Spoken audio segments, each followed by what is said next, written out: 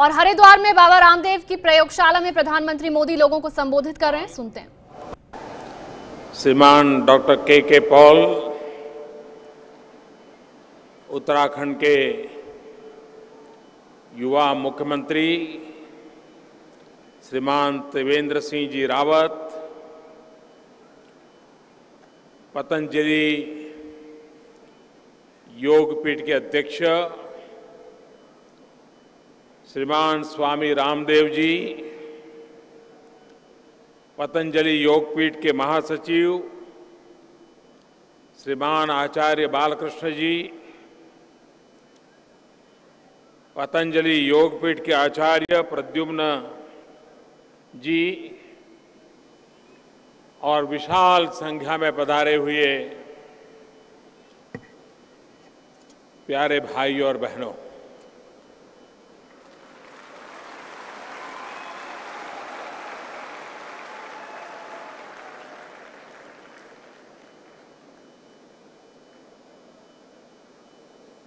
आज ये मेरा सौभाग्य था कि केदारनाथ जाकर के बाबा के दर्शन करने का मुझे सौभाग्य मिला और वहां से आप सबके बीच आने का और आप सबके आशीर्वाद पाने का सौभाग्य मिला।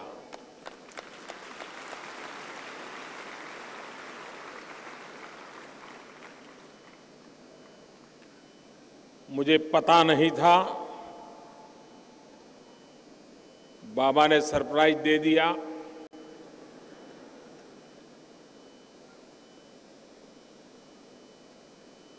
बड़ी भावुकता के साथ मुझे विशेष सम्मान से आभूषित किया, अलंकृत किया।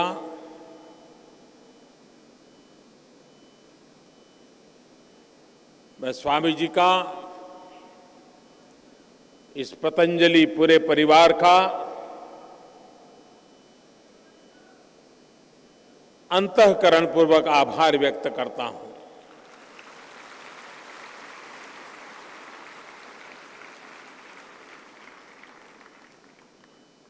लेकिन जिन लोगों के बीच में मेरा लालन पालन हुआ है, जिन लोगों ने मुझे संस्कारित किया है, मुझे शिक्षा दीक्षा दी है, उससे मैं इस बात को भली भांति समझता हूं कि जब आपको सम्मान मिलता है तो उसका मतलब ये होता है कि आपसे ये प्रकार की अपेक्षाएं हैं, जरा भी आगे पीछे मत हो, इसको पूरा करो।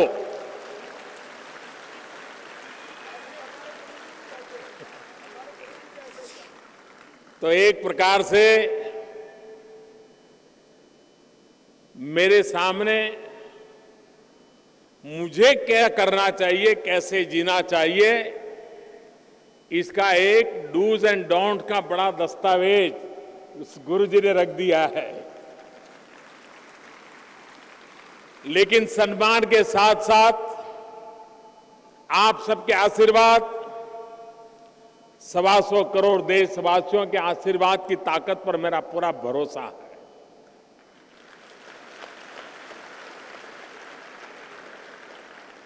मेरा अपने पर उतना भरोसा नहीं है, मुझ पर इतना भरोसा नहीं है जितना कि मुझे आपके और देशवासियों की आशीर्वाद की ताकत पर भरोसा है।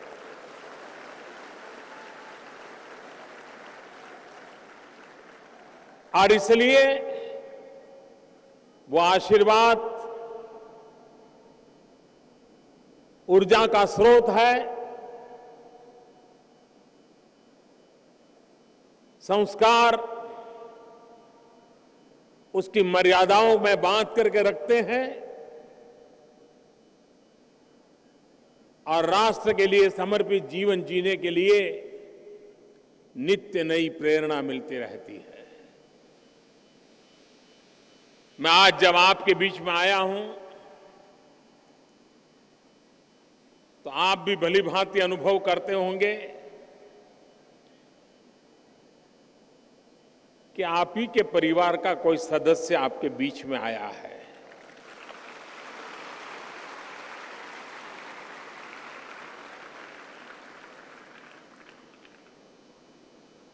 और मैं यहां कोई पहली बार नहीं आया हूं, आप लोगों के बीच बार बार आने का मुझे सौभाग्य मिला है, एक परिवार के सदस्य के नाते आने का सौभाग्य मिला है।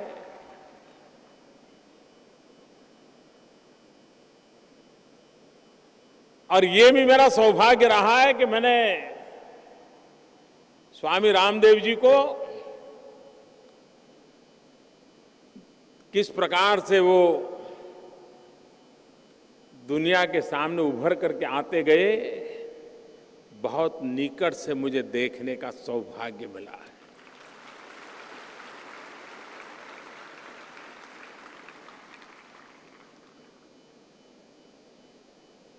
उनका संकल्प और संकल्प के प्रति समर्पण, यही उनकी सफलता की सबसे बड़ी जड़ी बूटी है। और ये जड़ी बूटी बालकृष्ण आचार्य जी की खोजी हुई जड़ी बूटी नहीं है, ये स्वामी जी ने खुद ने खोजी हुई जड़ी बूटी है।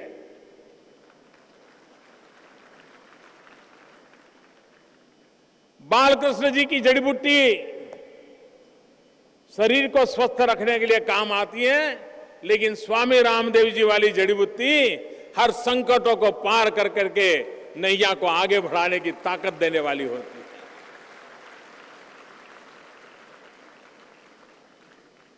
आज मुझे रिसर्च सेंटर के उद्घाटन का सौभाग्य मिला।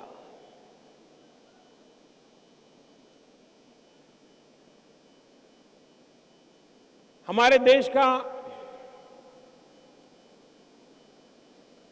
अगर भूतकाल की तरफ थोड़ी नजर करें तो एक बात साफ ध्यान में आती है,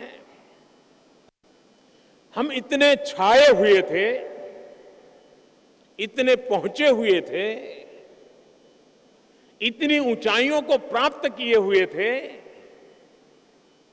कि जब दुनिया ने इसे देखा तो उनके लिए तो वहां तक पहुंचना शायद संभव नहीं लगता था, और इसलिए उन्होंने मार्ग अपनाया था जो हमारा श्रेष्ठ है उसे ध्वस्त करने का, उसको नेष्ट नाबूद करने का, और गुलामी का पूरा कालखंड, हमारी पूरी शक्ति, हमारे ऋषि मुनि संत आचार्य किसान वैज्ञानिक हर किसी को जो श्रेष्ठ था उसको बचाए रखने के लिए 1200 साल के गुलामी कालखंड में उनकी शक्ति खपती रही। आजादी के बाद जो बचा था उसे पनपाते, उसे पुरस्कृत करते, समयानुकूल परिवर्तन करते, नए रंग रूप के साथ सज सज्जा करते, और आजाद भारत की सांस के बीच उसे विश्व के सामने हम प्रस्तुत करते, लेकिन वो नहीं हुआ। गुलामी के कालखंड में नष्ट करने का प्रयास हुआ। आजादी का एक लंबा कालखंड ऐसा गया जिसमें इन श्रेष्ठताओं को भुलाने का प्रयास हुआ।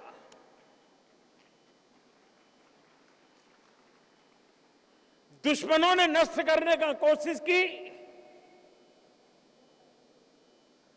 उससे तो हम लड़ पाए, निकल पाए, बचा पाए, लेकिन अपनों ने जब भुलाने का प्रयास किया तो हमारी 3-3 पीढ़ियां दुविधा के कालखंड में जिंदगी गुजारती रही। मैं आज बड़े गर्व के साथ कहता हूं, बड़े संतोष के साथ कहता हूं कि अब भुलाने का वक्त नहीं है। जो श्रेष्ठ है उसका गौरव करने का वक्त है, और यही वक्त है जो विश्व में भारत की आन बान शान का परिचय करवाए। लेकिन हम इस बात को न भूले कि भारत दुनिया में इस ऊंचाई पर कैसे था। वो इसलिए था कि हजारों वर्ष पूर्व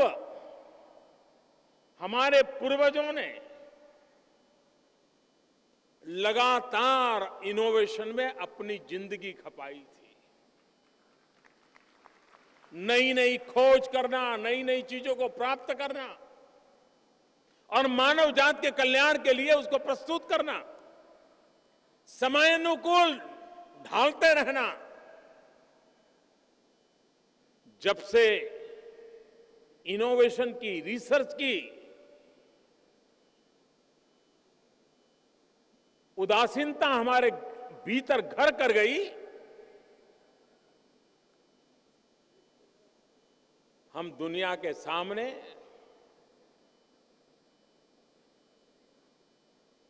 प्रभाव पैदा करने में असमर्थ होने लगे। कई वर्षों के बाद जब आईटी रिवॉल्यूशन आया, जब हमारे देश के 18, 20, 22 साल की उम्र के बच्चे माउस के साथ खेलते खेलते दुनिया को अचरज करने लगे, तब फिर से दुनिया का ध्यान हमारी तरफ गया। आईटी ने दुनिया को प्रभावित किया। हमारे देश के 18, 20 साल की उम्र के नौजवानों ने विश्व को प्रभावित कर दिया। रिसर्च, इनोवेशन, इसकी क्या ताकत होती है हमने अपनी आंखों के सामने देखा है। आज पूरा विश्व होलिस्टिक हेल्थ केयर, इसके विषय में बड़ा संवेदनशील है, सजग है, लेकिन रास्ता नहीं मिल रहा है। भारत के ऋषि मुनियों की महान परंपरा योग, उस पर विश्व का आकर्षण पैदा हुआ है। वे शांति की तलाश में है। वो बाहर की दुनिया से तंग आगे के भीतर की दुनिया को जानना, परखने के लिए प्रयास कर रहे हैं। ऐसे समय हम लोगों का कर्तव्य बन जाता है कि आधुनिक स्वरूप में रिसर्च एंड एनालिसिस के साथ योग एक कैसा विज्ञान है,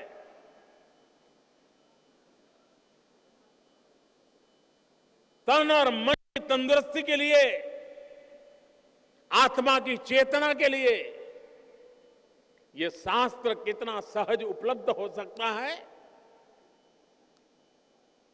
मैं बाबा रामदेव जी को अभिनंदन करता हूं कि उन्हें योग एक आंदोलन बना दिया। सामान्य मानवी में विश्वास पैदा कर दिया कि योग के लिए हिमालय की गुफाओं में जाने की जरूरत नहीं है। अपने घर में किचन के बगल में बैठ करके भी योग कर सकते हो, फुटपाथ पर भी कर सकते हो, मैदान में भी कर सकते हो, बगीचे में भी कर सकते हो, मंदिर के परिसर में भी कर सकते हो। ये बहुत बड़ा बदलाव आया और आज उसका परिणाम है कि 21 जून को जब विश्व अंतर्राष्ट्रीय योग दिवस मनाता है, दुनिया के हर देश में योग का उत्सव मनाया जाता है। अधिकतम लोग उसमें जुड़े, उसके लिए प्रयास होता है। मुझे विश्व के जितने लोगों से मिलना होता है, मेरा अनुभव है कि देश की बात करेंगे, विकास की बात करेंगे, इन्वेस्टमेंट की चर्चा करेंगे, राजनीतिक परिदृश्य की चर्चा करेंगे, लेकिन एक बात अवश्य करते हैं, मेरे साथ योग के संबंध में तो एक दो सवाल जरूर पूछते हैं। ये जिज्ञासा पैदा हुई है। हमारे आयुर्वेद की ताकत, थोड़ा बहुत तो हमने ही उसको नुकसान पहुंचा दिया। आधुनिक विज्ञान का जो मेडिकल साइंस है, उनको लगा कि आपकी सारी बातें कोई शास्त्र आधारित नहीं है। आयुर्वेद वालों को लगा कि आपकी दवाइयों में दम नहीं है, आप लोगों को ठीक कर देते हो लेकिन ठीक होते नहीं है। तुम बड़े कि हम बड़े, इसी लड़ाई में सारा समय बीतता गया। अच्छा होता कि हमारी सभी ज्ञान, आधुनिक से आधुनिक ज्ञान भी, उसको भी हमारी इन परंपराओं के साथ जोड़ करके हमने आगे बढ़ाया होता तो शायद मानवता की बहुत बड़ी सेवा हुई होती। मुझे खुशी है कि पतंजलि योग विद्यापीठ के माध्यम से बाबा रामदेव जी ने जो अभियान चलाया, आंदोलन चलाया है, उसमें आयुर्वेद का महिमा मंडन वहां अपने आप को सीमित नहीं रखा। दुनिया जो भाषा में समझती है, रिसर्च के जिन आधारों पर समझती है, मेडिकल साइंस में प्रस्तावित व्यवस्थाओं के तहत समझती है, बाबा रामदेव ने बीड़ा उठाया है। उसी भाषा में भारत के आयुर्वेद को वो लेकर के आएंगे और दुनिया को प्रेरित करेंगे। एक प्रकार से ये हिंदुस्तान की सेवा कर रहे हैं। हजारों साल से हमारे ऋषियों मुनियों ने जो तपस्या की है, जो प्राप्त किया है, वो दुनिया को बांटने के लिए निकले हैं, वैज्ञानिक अधिष्ठान पर निकले हुए हैं। और मुझे विश्वास है, और आज मैंने जो रिसर्च सेंटर देखा, कोई भी आधुनिक रिसर्च सेंटर देखिए, बिल्कुल उसकी बराबरी में खड़ा हुआ है मां गंगा के किनारे पर यह काम। और इसलिए मैं बाबा को हृदय से बहुत बहुत अभिनंदन करता हूं। भारत सरकार, जब अटल जी की सरकार थी देश में, तब हमारे देश में एक हेल्थ पॉलिसी आई थी। इतने सालों के बाद जब हमारी सरकार बनी तो फिर से हम देश के लिए एक हेल्थ पॉलिसी लेकर के आए हैं, होलिस्टिक हेल्थ केयर का व्यू लेकर के आए हैं। और अब दुनिया सिर्फ हेल्दी रहना चाहती है, ऐसा नहीं है।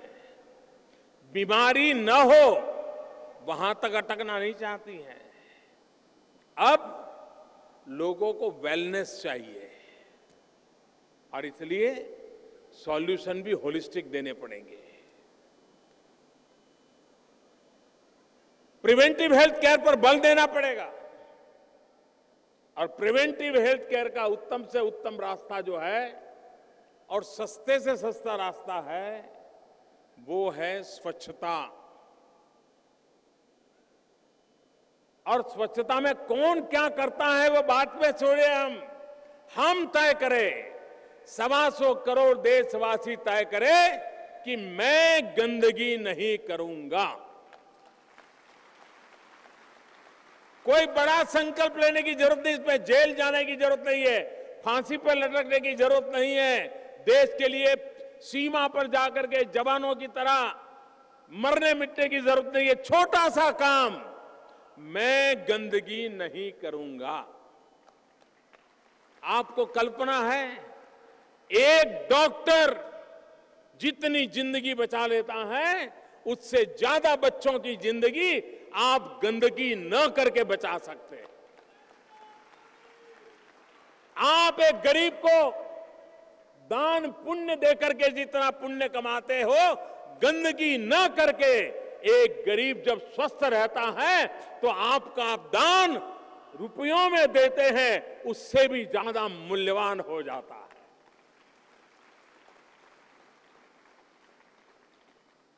और मुझे खुशी है कि देश की जो नई पीढ़ी है, आने वाली पीढ़ी, छोटे छोटे बालक, हर घर में वो झगड़ा करते हैं।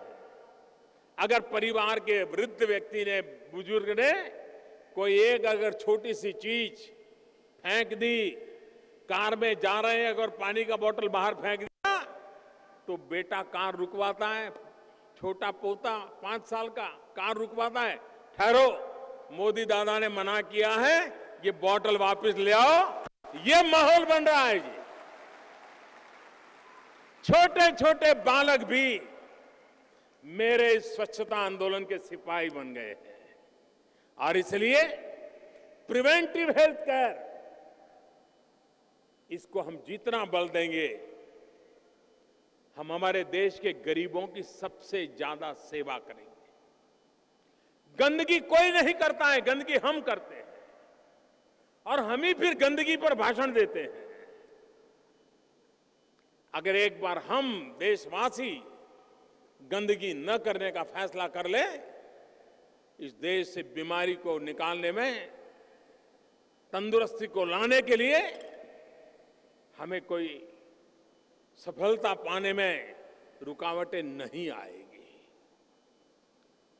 हमारी उदासीनता इतनी है कि हम इतना बड़ा हिमालय की जड़ी बूटी, भगवान रामचंद्र जी और लक्ष्मण जी की घटना से परिचित, हनुमान जी जड़ी बूटी के लिए क्या क्या नहीं करते थे, वो सारी बातें परिचित, और हम इतने सहज हो गए थे कि दुनिया के देश जिनको जड़ी बूटी क्या होती है मालूम नहीं था, लेकिन जब उनको पता कि इसका बड़ा कॉमर्शियल वैल्यू है, दुनिया के और देशों ने पेटेंट करवा दिया। हल्दी का पेमेंट भी कोई और देश करवा देता है, इमली का पेटेंट भी कोई और देश करवा देता है। हमारी ये उदासीनता, अपनी शक्ति को भुला देने की आदत है, इसने हमारा बहुत नुकसान किया है। आज विश्व में हर्बल मेडिसिन, उसका एक बहुत बड़ा मार्केट खड़ा हुआ है, लेकिन जितनी मात्रा में दुनिया में इस हर्बल मेडिसिन को पहुंचाने में भारत ने जो ताकत दिखानी चाहिए, अभी बहुत कुछ करने की बाकी है। इस पतंजलि संस्थान के द्वारा ये जो रिसर्च और इनोवेशन हो रहे हैं, ये दुनिया के लोगों को होलिस्टिक और वेलनेस के लिए जो इंटरेस्टेड है, उनको ये दवाइयां आने वाले दिनों में काम आएगी। हमारे देश में बहुत वर्षों पहले भारत सरकार ने आयुर्वेद का प्रचार कैसे हो, उसके लिए एक हाथी कमीशन बिठाया था। जयसुखलाल हाथी करके उनका एक कमीशन बिठाया था। उस कमीशन ने जो रिपोर्ट दी थी, वो रिपोर्ट बड़ी इंटरेस्टिंग थी। उस रिपोर्ट के प्रारंभ में लिखा है कि हमारे आयुर्वेद इसलिए लोगों तक नहीं पहुंचता है क्योंकि उसकी जो पद्धति है वो आज के युग के अनुकूल नहीं है। वो इतनी सारी थैला भर जड़ी बूटी देंगे और फिर कहेंगे इसको उबालना, इतने पानी में उबालना, फिर इतना रस रहेगा, 1 चम्मच में लेना, फिर इसमें फलाना जोड़ना, ढिकना जोड़ना और फिर लेना। तो जो सामान्य व्यक्ति होता है उसको लगता है भाई ये कौन कूड़ा कचरा करेगा, उसके बजाय चलो भाई मेडिसिन ले ले, दवाई की गोली खा ले, अपनी गाड़ी चल जाएगी। और इसलिए उन्होंने कहा था कि सबसे पहली आवश्यकता है, बहुत साल पहले का रिपोर्ट है ये, सबसे पहली आवश्यकता है आयुर्वेदिक दवाओं का पैकेजिंग। अगर उसका पैकेजिंग मॉडर्न दवाइयों की तरह कर देंगे तो लोग ये होलिस्टिक हेल्थ केयर की तरफ मोड़ जाएंगे। और आज हम देख रहे हैं कि हमें वो उबालने वाली जड़ी बूटियां कहीं लेने के लिए जानी नहीं पड़ती है, हर चीज रेडीमेड मिलती है।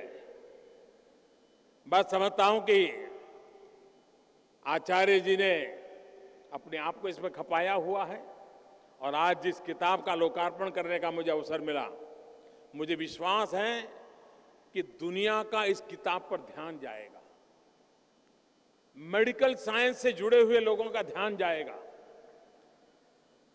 प्रकृति दत्त व्यवस्था कितनी सामर्थ्यवान है, उस सामर्थ्य को अगर हम समझते हैं तो जीवन कितना उज्जवल हो सकता है, ये अगर व्यक्ति को एक खिड़की खोल करके दे देता है, आगे बढ़ने के लिए बहुत बड़ा अवसर दे देता है। मुझे विश्वास है कि बालकृष्ण जी की ये साधना, बाबा रामदेव का मिशन मोड में ये समर्पित काम और भारत की महान उज्जवल परंपरा, उसको आधुनिक रूप रंग के साथ, वैज्ञानिक अधिष्ठान के साथ आगे बढ़ाने का जो प्रयास है, वो भारत के लिए विश्व में अपनी एक जगह बनाने का आधार बन सकता है। दुनिया का बहुत बड़ा वर्ग है जो योग से जुड़ा है, आयुर्वेद से भी जुड़ना चाहता है। हम उस दिशा में प्रयास करेंगे। मैं फिर एक बार आप सबके बीच आने का मुझे सौभाग्य मिला, विशेष रूप से मुझे सम्मानित किया। मैं सर झुका करके बाबा को प्रणाम करता हूं, आप सबका अभिनंदन करता हूं और मेरी तरफ से बहुत बहुत शुभकामनाएं देता हूं। धन्यवाद। ये है एबीपी न्यूज़, आपको रखे आगे।